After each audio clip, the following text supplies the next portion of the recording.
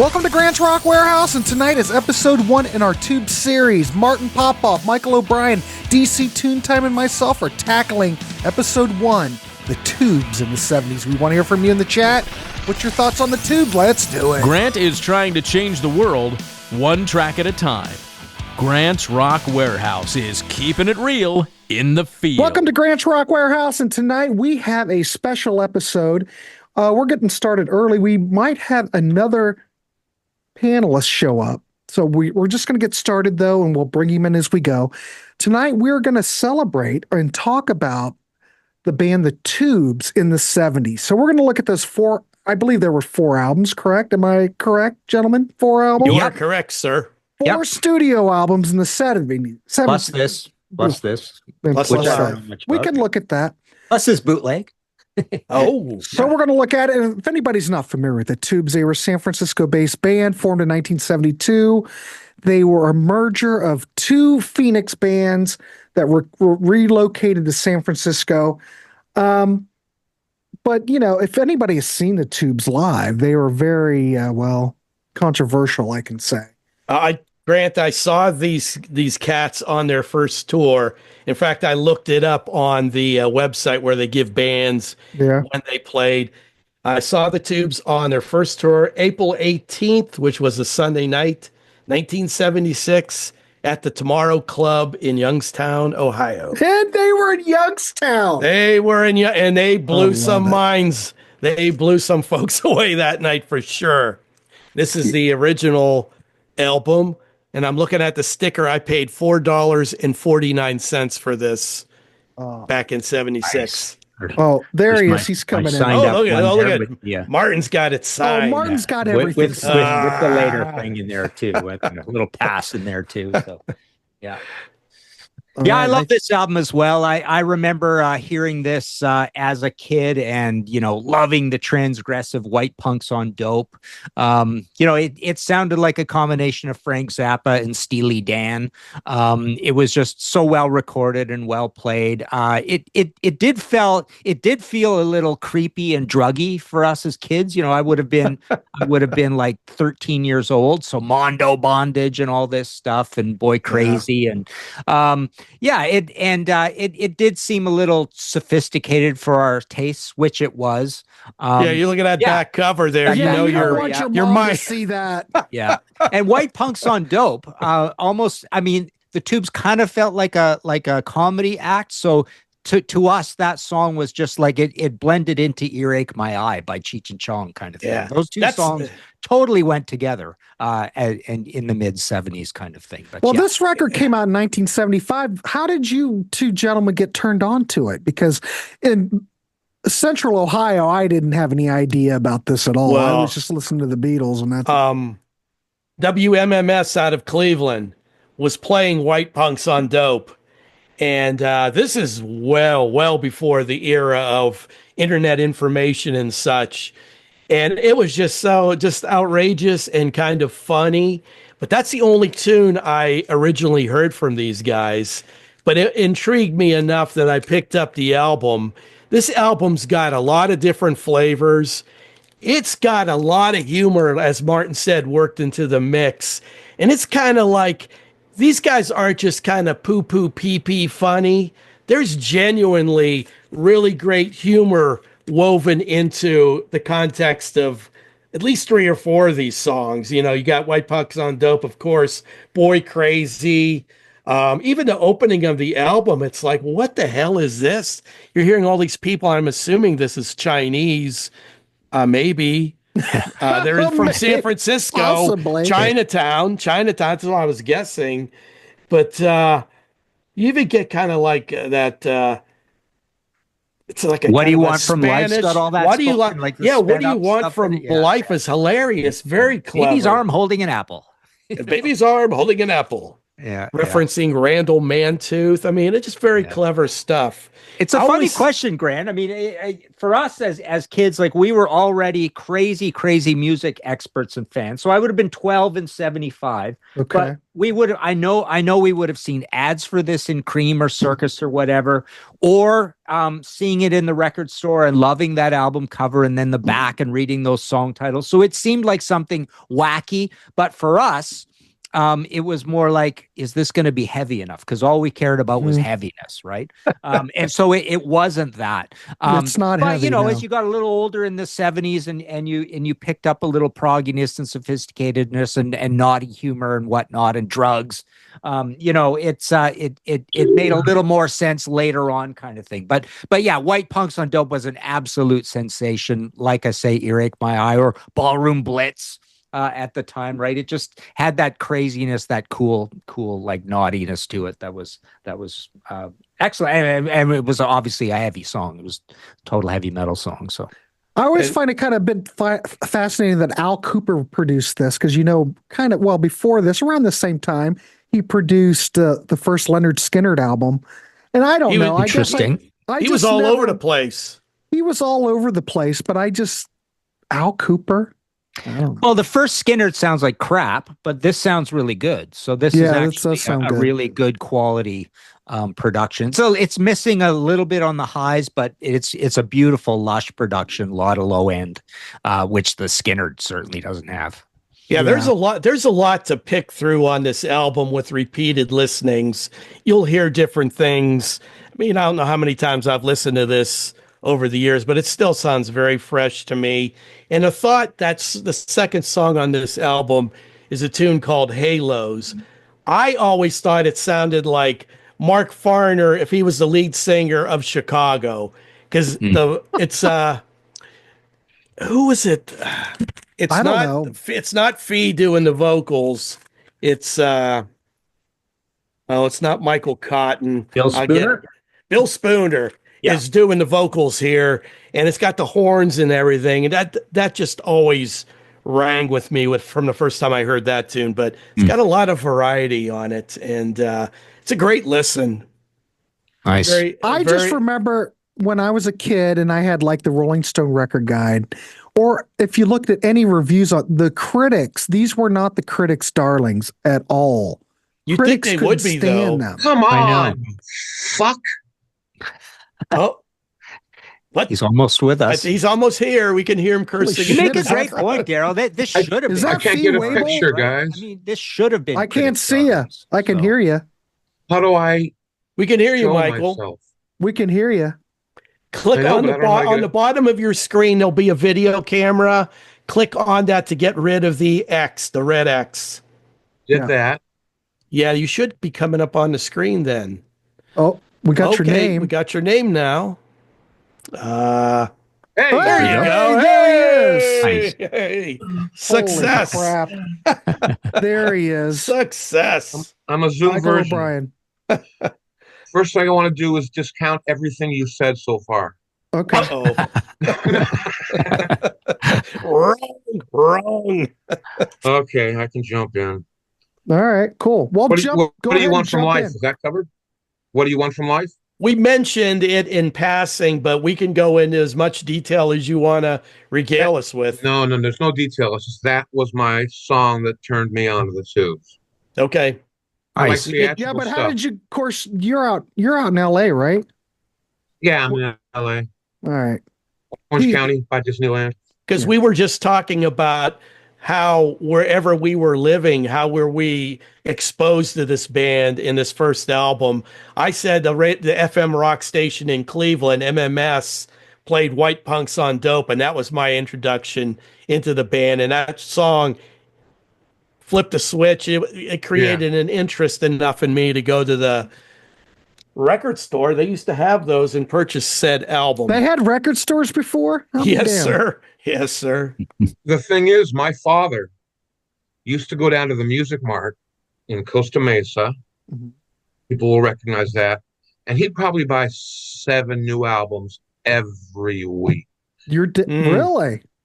Yeah, every Friday. It might be Fleetwood Mac, Tubes, some New Wave, some rock, some Bowie, whatever. So I was exposed to all this stuff because he was a music nut. So I would just steal his stuff. Mm-hmm. Nice. But he was the one that turned you onto the Tubes then. Oh yeah. Well, he bought the record, and then I just listened to it and went, "Holy shit!" Because I remember when I first listened to it, I just don't know if I could get it. It's not one of those records, at least in my mind.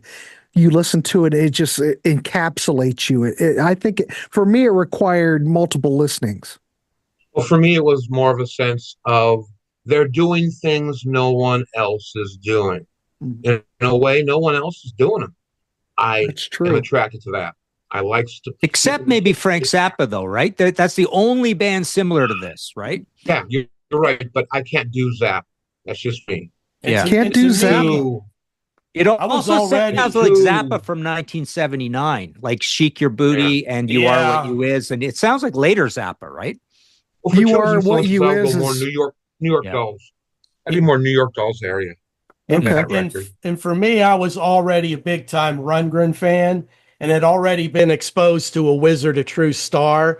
So I draw a correlation between his approach and his mix of different musical elements, cobbling them together to what the Tubes did with this first album, and the different varieties and approaches to songs, the sense of humor, experimentation, that all, I mean, that resonated with me big time right from the get-go. I will say when I first put the first track on side one on, I didn't know what the hell I was getting into, because it was like we think it's Chinese, but I'm not an expert. The people on the streets talking. And then finally the one English, the guy says, "Hey, San Francisco." And then they go into the first tune. Yeah. I love stuff like that. Is it the beginning of the album or the end of the album where they go, "Audio, tetero, painting this"? Where do they, whatever he says there? Is that the beginning or the end? I think that's on this record. That's the beginning, the very beginning. And there's a female voice and then a male voice, and they start trading off conversation. It's a little like David Bowie on Scary Monsters with that female Japanese gal. Yeah. Right? Yeah. They let you know right away that you're about to hear something different. Yeah. Yeah. Oh, believe it. Yeah. And Michael, I was just telling Grant and Martin that I did see these guys in 1976 in a club in Youngstown, and minds were blown because you didn't have the internet. All you had was whatever images were on this inner sleeve of this album as to what you might see. And we had heard through the grapevines, it is a wild show. You might see some naked breasts. The people there, well, you get Quaalude on the stilts. It was just an extravaganza. Unlike Kiss, this was totally, it seemed very perverse, and it seemed like, the Vice Squad was going to descend at any moment. But man, what a night. Did they play at the Youngstown Agora? Where did they play? They played the Tomorrow Club, which at a different time was the Agora. Okay. And I will say that when we first got into the club, my friend and I, we were hanging at the bar, and look at the end, I see this frizzy-haired guy with these wonked-out glasses, and I'm saying, this cat is not from Youngstown. I didn't know what the Tubes look like. And then, once the show starts, I look on the stage and it's Vince Welnick. I'm thinking, hey, that was the dude at the bar. All right, cool. Well, ladies and gentlemen, we're just here talking the Tubes, celebrating the Tubes records of the 70s. We're it's a loose show.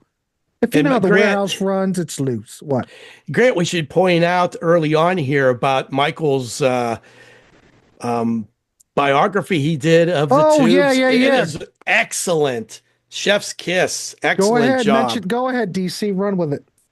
I love it. And like I said, I'm a lifelong Tubes fan, and I was turned on to information or given information about this band that, lo, these many years escaped me. So it's very informative and entertaining.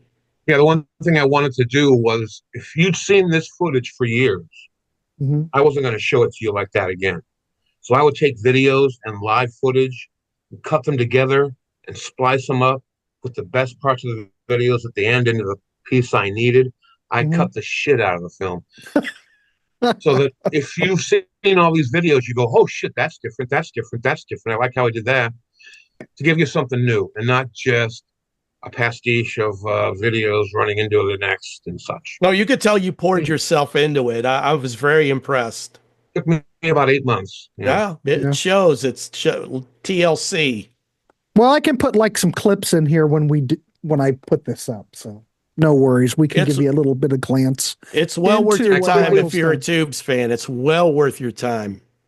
Can I quickly tell you the story of how it got made? Yeah, 'Cause it's sure. weird. Real quickly. I make the film. I'm on the YouTube's Facebook. So I announced one day, hey guys, I've got a new documentary coming out, an hour and 45 minutes. It's in 4 acts. And everyone is just flipping out excited. Post the thing. The next day, comments were like, oh my God, it's the best thing. One guy said it's the best film, song, TV show, or radio show I've ever heard. But then some guy on Facebook said, hey, Spooner doesn't want this on YouTube. Mike Cotton says, oh yeah, we don't want this on YouTube because Mike Cotton's thinking he used footage from the Tubes project, the stuff that's all over the internet for 18 years. And he tells me to basically take it down. Then I had a lot of people that were going to help me with it and be my editors essentially. Yeah. And I got completely the cold shoulder within 12 hours. Everyone was just like, oh, get away from me, get away from me. So I'm like, what the shit? So I eventually, after the weekend, I took the thing down for about a year. Then I said, you know what, screw it. I put the thing back up. I didn't post anything about it. I said, if people who were looking for the term Tubes documentary can find this, those are the people I want to watch it. Screw everybody else. So then about a month later, I get an email from Mike Cotton. Mike Cotton says, dude, email me. I'd like to talk to you. And I didn't reply. Screw him. He had a chance to talk to me last year about this and refused. And they'll never get their documentary made. They want to make it. They shot a lot of film for a documentary that is going to come out someday. That didn't happen. That's why I made mine. I said, well, if someone's going to do it, if no one's going to do it, I'll just do it. So I made my documentary. Michael, maybe he had come to Jesus moment or the realization of everything that you put into this thing, and why not turn the reins over to you if whoever they had contacted or the band themselves weren't going to do it. He might want to get back with him, man. The thing is, it's about monetization. I'm not monetized. I can use that music. The Tubes, I don't think own any of their music. I don't know if you guys know that, but the Tubes got into debt so many times over their careers, they would get out of debt with the label by selling the rights to the songs. So essentially, the Tubes were left at the end of their careers with almost nothing. And that's one reason I think they still tour today. Is this up still now? I want to go see this. Yeah, it's on my channel. What's that? Pop Optic. It's called. Well, I can put the link down below for anybody who wants to see it. Yeah, for later. Pop Optic? Pop Optic. Okay. But it's called Leave Your Cares in the Parking Lot. Okay. Because that's what the Tubes are all about. Oh. But think so about it's on your channel, not on YouTube. Yeah, my channel is called Pop Optic. Oh, it's on YouTube. Oh, it's there too. Oh, it's a YouTube channel. Okay. Yeah. It's just my YouTube channel. Okay. Speaking of which, really quick before we talk Tubes, let me get this out of the way. Saturday, I'm premiering on my channel The Jellyfish Family Tree. 56-minute looking documentary. Looking forward to that. 56 minutes, almost an hour long, covers all the offshoot bands, snippets, songs in my style, DC, so it's fun. Oh, I'm looking forward to it big time, man. And you won't see the That Is Why video and the King is Half Undone video. I avoid all that stuff we've all seen a million times and go in a new place, take you in a new direction visually. Okay, that's enough of my stuff, by the way. All right, why don't we talk Tubes and pick up where I left off? Exactly. Well, let's go to the next record. We're going to talk about Young and Rich that came out in 1976. But everybody here in the chat, we like that first debut album, correct? Greatest band shot of all time. Greatest band shot of all time. Yeah, that is great. Yeah, that is a great shot. I have this twofer here. You'd really have to zoom in to get the Young and Rich album there. Yeah, one thing about Tubes is they knew how to get attention with many ways, but those T-shirts, killer. Well, it didn't hurt that Prairie Prince was in the band, and he's got a heavy He's an background in artist. graphic design, and they all were from art schools. Yeah, they're all art school kids. So But this is sophomore effort. I don't know. I think that there's obviously some punk. There's progressive elements here. Witty, amusing lyrics, of course. Don't Touch Me There, kind of like a Phil Spector kind of thing. yeah, But this was produced by Ken Scott, who did Supertramp, who worked with the Beatles. He did some engineering and stuff on the Beatles. So, and I think I like this record. What's the whole panel thing? DC, what's your thoughts? overall, I like the debut better, but this as a follow-up, because that second album is always so tricky for bands because they've got forever and a day to cobble together a fantastic debut. And then they have a very short period of time to follow that up with like material. And it's virtually impossible, but there is very good stuff on the second album. I like the intro, the Tubes World Tour. It's this big, bombastic, we're the taking away, just the whole vibe of it. Like you mentioned, Don't Touch Me There is a great little touch of 50s kind of Phil teenage Spector-y love, thing. Phil Yeah. Spector-y kind of thing. I like Stand Up and Shout. Slip My Disco is funny and timely in its own. Proud to Be an American has a whole other flavor to it. And Young and Rich is a great song just as is. But I thought the second album was pretty darn good. Not as good as the debut, but still a very good album. If you listen to the American song, it works today, like spot on. Yeah. Yeah, it's timeless in Nothing's its changed. observational qualities. So Yeah. Yeah. Martin, what's your thoughts on this record? I think this is the one I like least of the Tube 70s albums. I find it a little bit dark and dour and not particularly melodic. I do like the two hits, Slip My Disco and Don't Touch Me There. I like Madam, I'm Madam on here. I do like Tube's World Tour as well. But yeah, it's a little murky. It's a little downer. I like all of the other ones more than this one. So maybe a little bit of the sophomore slump, but it happens to a lot of bands. Michael, what's your thoughts on this one? Again, like DC said, they had 5 years to build up material to record an album. Mm-hmm. And then it was probably 5 months to think of new material. So obviously American is derivative of What Do You Want From Life? It seems every album early on they have that one name wordplay song. They just spout a bunch of pop culture references in there and stuff. Mm-hmm. Which is one of the things that attracts me to it. But this album was can't be the debut. It was fun. It was a fun record. My least favorite album is going to be the next one we talk about. Michael, you and I are on the same page because boy, here we go. Now I was so disappointed. It just didn't resonate with me at all. Okay. With you. Well, my own thoughts on this record, I don't think it's a great record. I think it's a good record. I almost see that the band's like trying to search for a direction. I don't know. Yeah. I think they've always struggled with, until they got to Capitol, really making it, I'm sure the record company, A&M, was probably always on their back going, all right, boys, well, this is your, okay, you did the first album. Well, you did the second album. Where's that hit? And I don't know if they could handle that as well. I don't know I don't have proof of that, but I kind of hear that. Anyway, next record we're going to look at is Now 1977, and this was self-produced. Look at that. There you go. There it is. There's the cover. It's got some interesting caricatures on this cover. I will give it that. So there's like covers of Captain Beefheart and Lee Hazelwood on here. Mixes, there's some jazz fusion on here. A lot of Beefheart. I hear a lot of Captain Beefheart on here. I think isn't he playing sax on Kathy's Clone? I think you got Frank. They have Frank Sinatra clones. covers. It's a different record.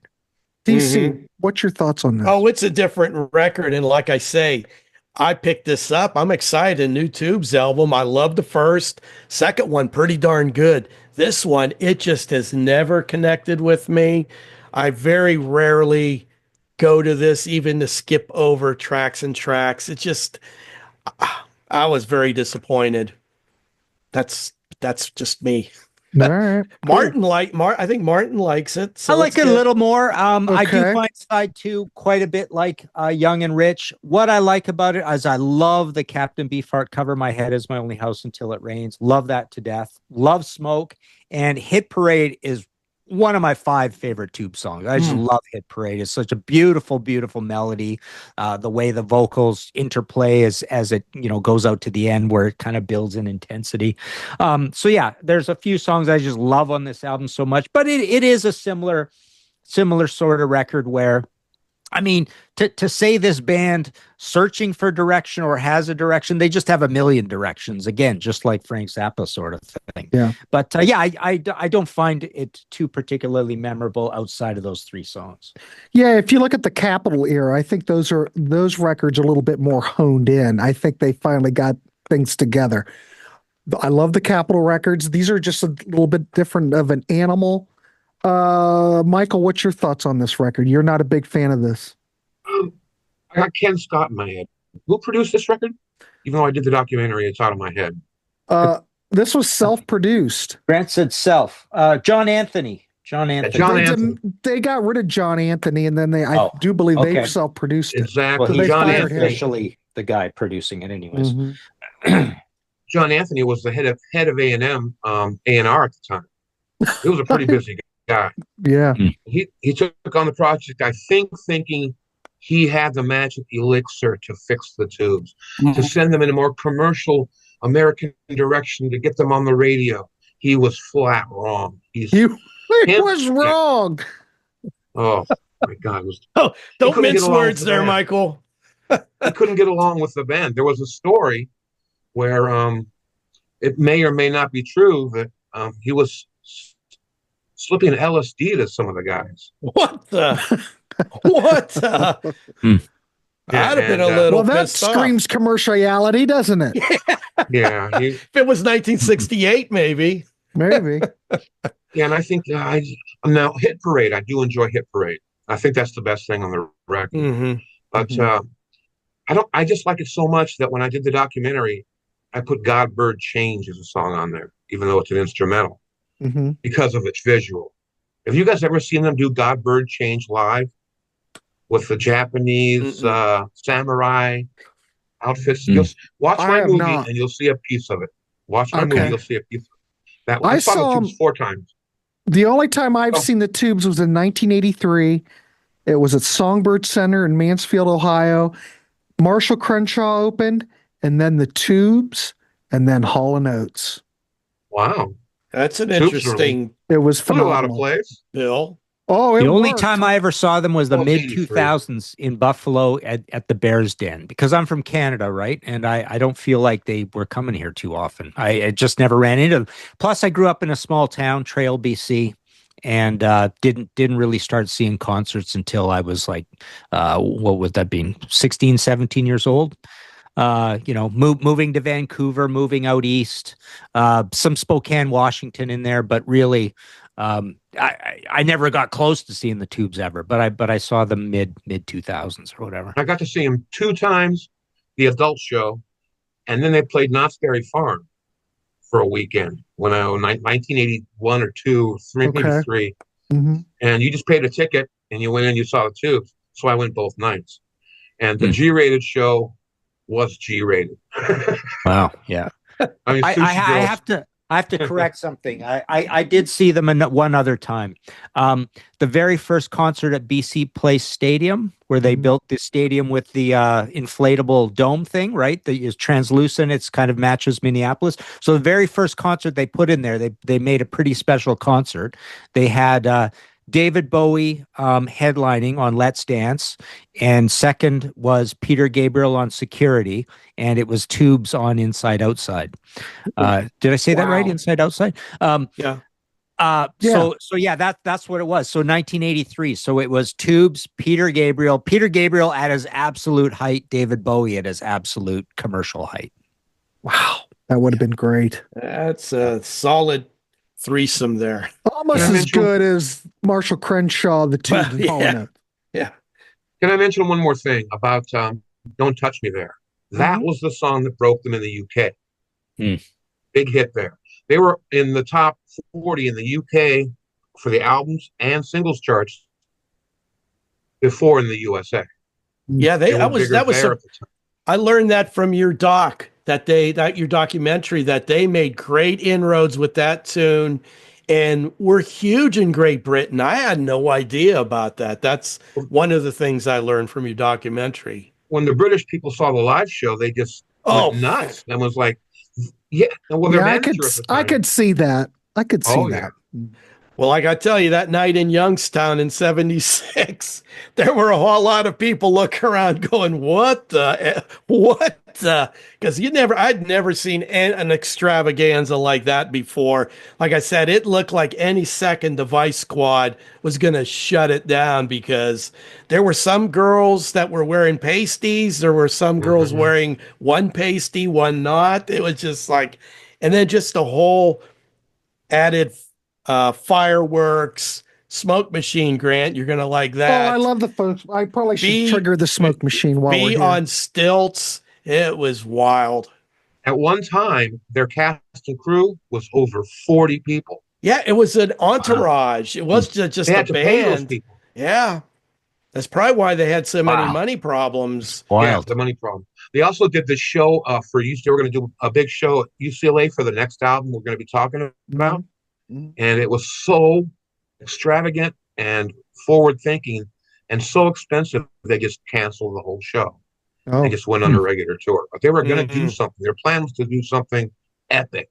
Wow. They couldn't do it. all right. Neat. Well, based on that, let's discuss Remote Control 1979, produced Transition. by Todd Rundgren, ladies and gentlemen. Can you Right, imagine my right. excitement, Grant, after that third album, to I know can the imagine. Tubes were coming back and the album was going to be produced by Todd Rundgren? I lost my mind, and this album for me did not disappoint. Absolutely love it. Yeah, great instrumentals. You've got new wave influences. Todd Rundgren, of course, Todd Rundgren's production and the way he arranges voices. And he contributed a lot with the songcraft, the sense of humor of, the sense of humor of the Tubes. All the benchmarks are there at the very highest level. I think this is probably considered, this is considered a classic Tubes album. What more can I say? Martin, what's your thoughts on Remote Control? Well, I'm gonna do a podcast episode on bands that went in a very strange, unexpected direction, and not just like we got a little grungier, we got heavier, we got lighter, or whatever. And this almost fits into that, because the Tubes. I mean, I'm almost kind of surprised that there wasn't more hot debate about the Tubes going in this sort of direction, becoming very, very commercial. It sounds like a totally different band, I think. And then even more so on Completion Backwards Principle. I love it too. Oh, I love these all two records. those Capitol albums. I love them. TV is King, I think, is my favorite Tubes song ever. And show it. almost all of this album, I really like. It is commercial. It's tough. It's guitar, bass, and drums. But it is just a good, tight, poppy album. And then they even went more so on Completion Backwards Principle.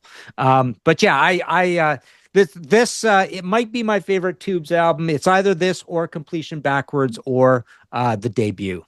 Are right. my favorites. I think it's fantastic. So And anyway, I think that baby watching the TV, that was created by the boys.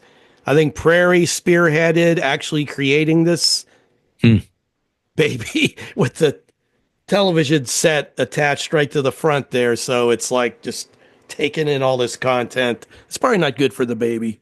No, probably not. Well, but do you think Todd Rundgren was we'll throw it out there. Do you think Todd Rundgren was the right choice as producer? Do you think he knew what to do with the tubes more than anybody else at this point? I mentioned before that early on, when I got that first Tubes album, there were aspects of Wizard of True Star that I was picking up with what the Tubes did with that debut album, just going in many different directions, experimental yet accessible. That I think he was a fantastic choice for them. Of course, I'm a humongous Todd fan, but no surprise there. I do have a question though for the panel, if anybody knows. Todd Rundgren usually is brought in to fix something. If we know the Badfinger story, he was brought in to fix Badfinger. He worked with Grand Funk to get them together. He got, We're American Band and, phenomenal. Well, as Grand Funk goes, I like what Todd did. And was it, because I'm not really sure, was it A&M that got involved and said, boys, like I said, something's got to be done? Did they bring in Todd? Does anybody know how was that arranged? Does anybody know? Well, I think Todd was known as a fixer. Yeah, that if you were having a problem with a band and if you wanted to focus and bring them into a more commercial environment or whatever, he was your man, because his ear for what worked in the 70s pop and rock wise, he was one of the top 2 or 3 producers working in that time period. Well, I think he was brought in. I'm sorry. Whoever. Go ahead, Michael. Spooner loved Rundgren. And he said about him basically, as opposed to like a David Foster, well, if something wasn't right, Foster would freak out, Get someone new in here. Fix this. Todd was great at figuring out clever ways to fix the imperfections, pretty much quote unquote. He could come in, he could find the imperfections, and he could finagle his way through them and make them sound just like they were meant to sound in the first place. Mm-hmm. It's got a punchy, modern, mid-rangey sound, very different than the earlier albums, which are fatter and more analog and billowy, pillowy kind of thing. It almost reminds me of Martin Birch moving from Cultosaurus erectus into Fire of Unknown Origin. And here, I mean, even the synthesizers are more modernized, right? But I don't think Todd really has a sound, does he? I mean, I don't think Skylarking. I mean, to me, Next Position Please is as close as you get to a Todd production sound. Yeah, that sounds like. But I don't know. I mean, because the Grand Funk doesn't sound like Skylarking, doesn't sound like this, doesn't sound like Next Position Please, right? So, Next Position Please sounds like New York Dolls or whatever, right? Next Position sounds like Tortured Artist Effect.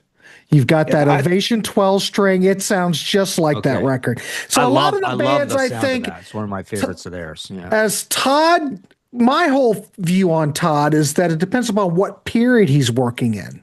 Now, when I listen to Skylarking, I don't hear any Rundgren at all. Grand Funk. I would say Todd gets a bad rap for being overbearing with making everything sound like Todd Rundgren, but I think there are more instances where he doesn't do that than when because the Grand Funk doesn't, the New York Dolls doesn't, maybe Badfinger does a bit. I don't think Badfinger does. I think that's so early in his production career. Yeah, I mean, he gets hammered with that, but I don't. The worst case, I know we're on a tangent, damn it, but I can't help it, is Next Position Please. It just really sounds like a Todd. God, yeah. It sounds like Tortured Artist Effect. The songs he wrote with the band are just, they could be off a Todd album easily. Right. Like I Heaven's do Falling. love that album, though. Yeah, I love do the too. sound. I love the songs. I the production bothers me though. You don't like that Ovation 12 The string. thing I don't like about Next Position Please is that damn Ovation 12 string running through the board. Yeah. It just sounds 1983. I think Michael brought this up in his doc about this album. Just a little fun fact that on the song Prime Time, Todd wanted Ree Styles to sing the whole song, but Fee caught wind of that and said, "Nah, baby, nah, we'll do this as a duet. She's not going to get that full lead vocal on this tune." So I think Fee and Todd didn't always see eye to eye on things, but I think the rest of the tubes love Todd. So I think Fee, more than the others, Fee's main objective was to become famous. That was it. Actor, singer. So he just would be wanted to for famous. commerciality then. He just wanted to be adored, I think, Okay. people. And most of the guys wanted to concentrate on the music. So the whole Foster thing, we'll talk about that in the next episode. Yeah. The whole Foster thing really split the band in two pieces because a lot of them just did not like that idea of, wait, someone's going to play my part for this section? Screw that, you know? But you cannot deny what he brought to the band, though. I think Rundgren's biggest strength, I think, is he comes in and he sees what he's got. If it's a goose, he treats it like a goose. If it's a duck, he treats it like a duck. And he works in the artist's best interest to, I think, bring their vision to finality, as opposed to pushing his own biases into the mix. You know what I'm saying, DC? I agree, because I think that's always been a very unfair critique of Todd as a producer. He pretty much sizes up the band, looks where their strengths are, looks where the deficits are, and cobbles together the best outcome possible with what he's given. He is a master arranger as well, though. So Grand Funk is a good example. Oh, he took these cats and said, these guys got way more talent than what I'm seeing on their studio albums. And a lot of it is because whoever's in the producer's seat doesn't really know how to produce this band for best outcome. Now, some of that Terry Knight stuff, I don't have a problem with it, but Todd heard something and projected them. Well, he knew I know I've said this before. DC and I did a whole damn Grand Funk series, but he knew, Todd knew where to utilize people where they needed to be. He said, Don Brewer has a great voice. Why are we underutilizing Don Brewer? Because look, we're an American band. What was done there. Yeah. He takes what he sees that he's given. Track. He'll take whatever he's given and max it out. You know what I mean? So let me ask you guys something. Like, what genre is this? I mean, what other bands sound like this? Nobody. Because it's not crazy, exotic, amazingly strange. Oh my God, is this weird? It's conservative as hell, but who else sounds like this? Like, what? Remember, 79's a weird year. You got that pump rock, that short pump rock phase, right? New England and Touch and 707 and all that stuff. Aviary. Journey. I had to bring up Aviary. I mean, it's a bit in there, but to me, it's like, this is a bit like what? Quarter Flash, Pat Benatar. Night Ranger's going to sound a bit like this in 1982, right? I can't think of anybody else who this sounds like, even though it's very conservative, right? Because it does have that new wave element to this. Yeah, new wave. And so does Night Ranger. Wave, like heavy cars. Heavy cars. Yeah. You know, that first Night Ranger album has a lot of new wave, a lot of keyboard flourishes that are very new wave. But that's proto hair metal. That's in 1982. That's that little section of time where you've got those bands like Night Ranger. But I did a whole podcast episode called How Canada Invented Hair Metal, because for some reason we had Headpins, Toronto, Coney Hatch, Helix. We had a ton of these bands, Bryan Adams, Prism, Trooper, that were all in that sort of 79 to 82, just before hair metal happens, making this melodic, weird Pat Benatar, Quarter Flash, Night Ranger music, right? And it was so a this unique almost time. fits in that. This and Completion Backwards are almost like the proto to hair metal, right? Yeah. What I get from it is you've got a band that's very comfortable working in a lot of different styles, and we saw that with the Tube's previous albums, with a producer who's very good at reading what's going on right now, and like a chef putting just the right amount of this, that, and the other thing to get something very special that's not immediately you're able to categorize. I think Martin makes a great point. It's like, how do we define this? What label are we going to put on this? It's of You its don't time. have to define it. No, but I mean, we always like to get things kind of. I suppose if it wasn't the Tubes, if it was a new band, if it was a debut album by an American band, you would call it new wave, right? There's not punk an rock, argument. 1979 new wave, and power 79 pop, would be new power wave. pop was starting to happen too. The records, the Romantics, the Inmates, all that kind of stuff, right? Yeah. Cars. First Cheap Trick album. This doesn't sound like any Cheap Trick album, but Cheap Trick kind of writes like the Tubes. They've got that slight layer because the humor's gone down, right? From the early days. So this is almost in the same humor department as Cheap Trick and Max Webster, right? Mm-hmm. I think you might consider it just a tough, very modern very American, not UK, but very American new wave album. With that tough, slappy drums and the very modern synthesizers, right? It's a very frantic kind of new wave vibe. Because if you listen to the Teleside, there's like a very frantic new wave vibe interweaved into this album, for sure. Yeah. Well, Michael, what do you think? What's your take on it? I got a few things. First off, about the Todd Rundgren thing. I know DC is a big fan of the Jill Sobule album. Yes. Oh yeah, you guys like he does Rundgren like that.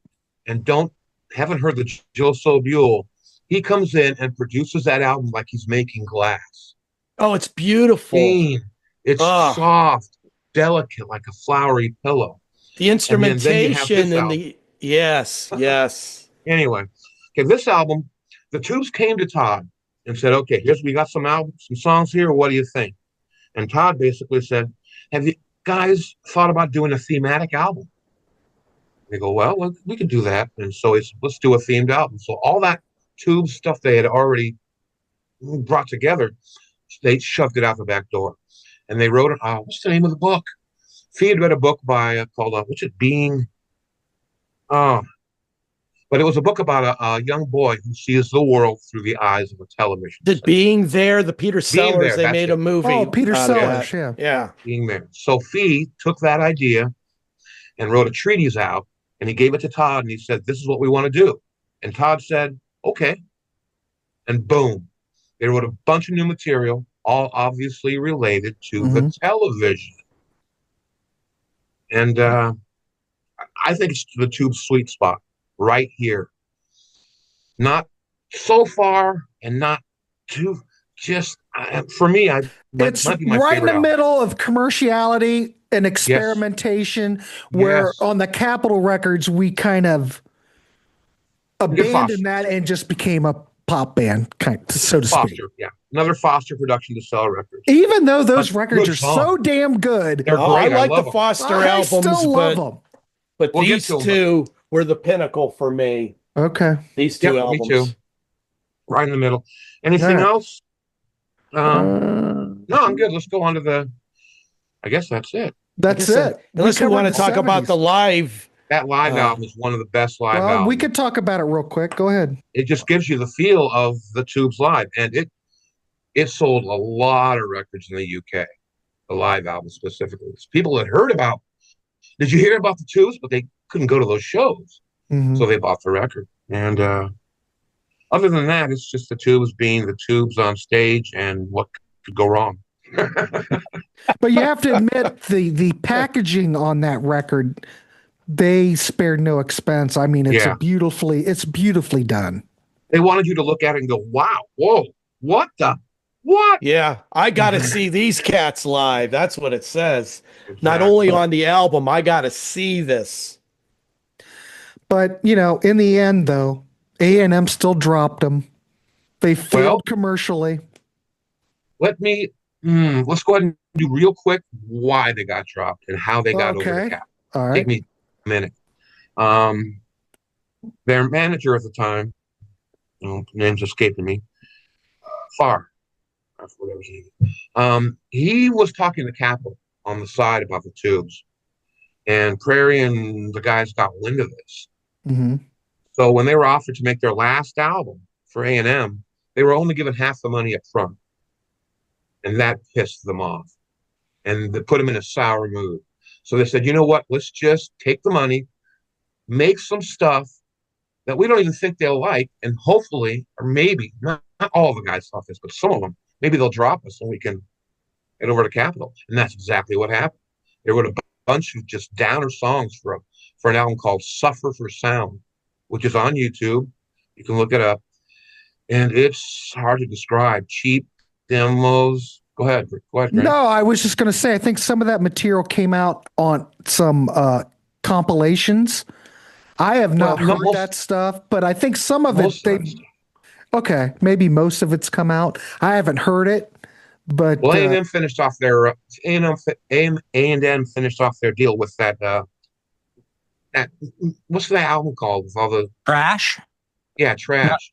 They just collected a bunch of stuff and put out Trash, and that was the end of the tubes. Let them go to wherever they want. Then they went over to Capitol, of course, cleaned up their act, and people began to know their name more. Mm-hmm. Top notch. All right, cool. Yeah, but yeah, if you've never heard those songs, check them out. They're dark. Use that. What is that? What is That's that? the postcard that came in the remote control. Yeah. Suffer for Sound is also known by many Tubes fans as the Black Album. Mm-hmm. And they pretty much just wrote a bunch of junk so that A&M would say, you know what, get out of here. They were just going like very uncommercial route because they just went, let's just do what we want to do. In the documentary, I refer to it as contract suicide. Mm-hmm. Some people like that stuff. What I've read about, some people really dig that material though, because it's just them doing what they want to do, you know. And it's a little more rocking and raw and tough. The rockers tend to like that quite a bit more than more of the Popsters or the Foster album people. Yeah. And that's enough for me. All right, cool. Well, there you go, kids. I hope that's enough for you to get inspired. Chew on. Damn it. By the way, how's my volume tone? You sound good. You're good, man. It doesn't matter. I just want to add one last thought. Please Grant. go. Looking at the gatefold of this live thing. So I thought earlier, like, you know, who does this remind me of now? Like Gore a little bit, right? But in the old days, do you guys remember a band called Deaf School? Deaf School. Yeah. Big, like it's almost like the idea is like it's a theatrical play mixed with a rock thing, right? And so it reminds me also in the like disparity in what people wear and stuff. It reminds me a bit of Roxy Music. You think of Split Ends, Roxy Music. Split Ends, they looked kind of like this as well, right? Yeah. So I mean, it's kind of done out there, this theatrical thing, but. Yeah, well, my favorite bands are the theatrical ones: the 10cc, ELO, Queen, Tubes, Jellyfish. Yeah, I'm a theater guy myself. I majored in theater, so I like hearing stuff I've never heard before, and I like hearing artists that are trying things that no one else is trying. Yeah. Fail or success, props. Yeah. Well, ladies and gentlemen, I think we can end it right there. If you have not heard the Tubes or not familiar with them, all this show is about is a good discussion, and maybe you want to go out, check out some Tubes, and give them some love. Definitely check out Michael's documentary, folks. Check out Michael's documentary. Even spur you on to more discovery with this band. And sit down and watch the documentary. Like, sit down with a beer and relax. It's almost 2 hours. And it'll go quick. My style is I move through it very quickly. Nice. Right, cool. All right.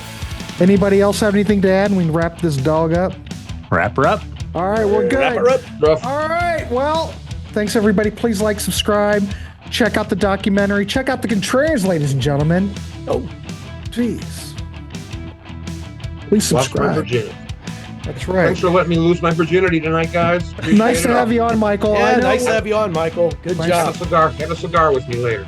So we'll be back. I'll get the same damn lineup of we'll talk about the Tubes in the 80s. That'll be fun too. Also nice to share the stage with Martin. We're real honored. Yeah, Martin Popoff, ladies and gentlemen. Yeah, Martin Popoff. I see Martin No. Popoff all the time. Yeah, it's nothing to you, Grant. For us other cats, we don't get to be on with Martin. Good tonight. All right. Jellyfish that was fun. fans. Jellyfish fans. Oops, sorry. Go Jellyfish ahead. fans. Saturday, 3 o'clock Western, 6 o'clock Eastern. The Jellyfish Family Tree. Fun walk. All right, there you go. I guess I got to get this show up pronto then. All right. All right, gentlemen. Thanks for Thanks, doing guys. it. We'll see you later. See everybody. Okay. See ya. Bye.